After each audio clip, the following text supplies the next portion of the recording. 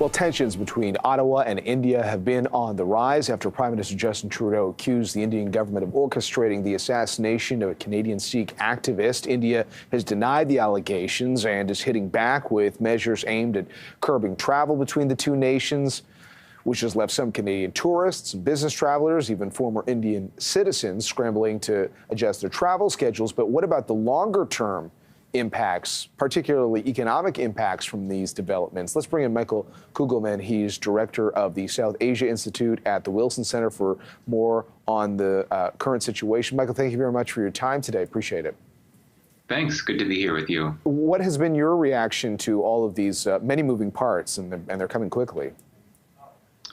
Yeah, I mean, there have been tensions in India-Canada relations for some years over this issue of Sikh separatist sentiment in Canada, but we've seen an upsurge in that type of activism in recent months, and India has doubled down on pressuring Canada to do something about this. Canada, of course, is not. And then, of course, we had the killing of this individual that India has formally designated as a terrorist, and the fact that it feels Canada had not been doing anything to help that. Prime Minister Trudeau made a trip to New Delhi for the G20 summit, which didn't go very well. Very tense meeting with Prime Minister Modi. And then, of course, these allegations come out made publicly, which is fairly unusual for a head of government to accuse another government that it's very friendly with of something so explosive and so controversial. And that's where we are today with this very severe crisis, probably the worst crisis ever for this relationship. Can you think of other examples where we've had two democracies where there is the head of one nation that is clearly, for the prime minister to be the one very specifically making these allegations at this point, at this juncture? Are there other comparables in recent times where you can have someone who was allegedly killed within one's own borders when we're talking about two democracies? Yeah, I mean, it certainly is very unusual. I mean, there have been cases where India has been publicly accused of carrying out assassinations. This has happened in Nepal, for example. It's also happened in Pakistan. But in terms of two democracies, and particularly two countries in the West, a country in the West to accuse India of doing something like this, rarely, if ever, has anything like this happened. Now, that doesn't mean that there can't be concerns, allegations, accusations that are made publicly through more discreet channels. But again, it's very unusual for this type of explosive allegation to be put out there publicly by Prime Minister Trudeau, which suggests perhaps that he felt so strongly about these allegations being accurate that he wanted to make this known, not just to the Canadian public, but to the world on the whole, that India, the world's largest democracy, is capable of carrying out something like this. So what would be your assessment on how things unfold from here? Well, the next few days are critical. The UN General Assembly meetings are happening in New York, and there are senior Canadian and Indian officials there. So there could be opportunities for some sidelines talks to get folks together and try to figure out ways to ease tensions. But I think that the temperatures are so high now, it could be too soon to hope for that to happen.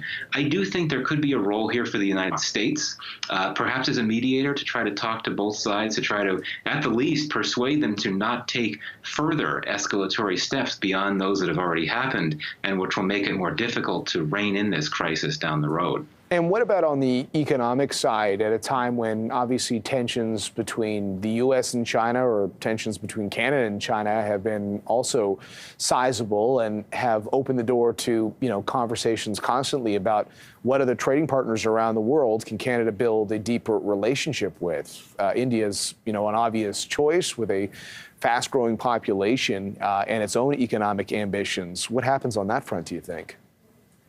No, it's very significant. From a bilateral level, certainly the India-Canada trade relationship is not, top 3, top 5 in the world for volume, but there's been an almost 60% increase in trade between Canada and India over the last year, and that's significant. It shows that there's momentum in this trade relationship.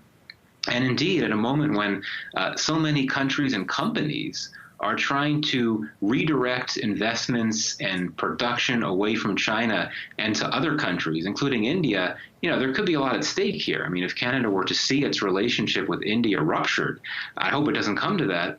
That could be impactful for Canadian business and firms that are trying to look more closely at engaging and investing in India, particularly at a moment when there's sort of a drive to move away from China. So a lot at stake here, for sure. And when you look at some of the measures we've seen so far, we talked about some of the actions within India on visa processing.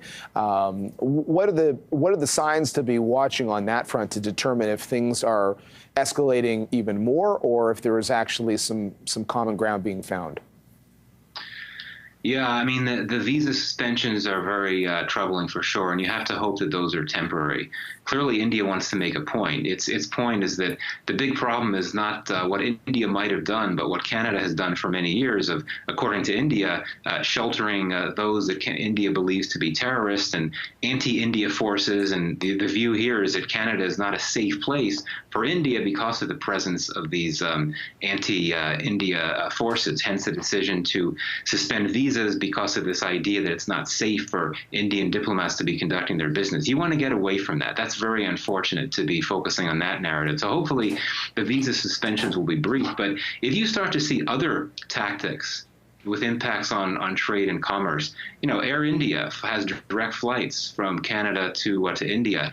If India essentially tried to suspend those flights, that could have a major impact on commerce, business, people-to-people ties on the whole. So it's new types of steps like those that would go beyond typical tit-for-tat measures that tend to happen when you have diplomatic spats like these, like expelling diplomats and so on.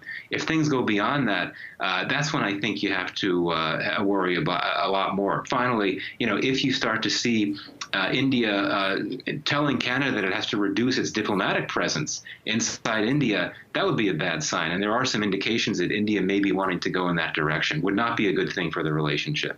Okay, Mike.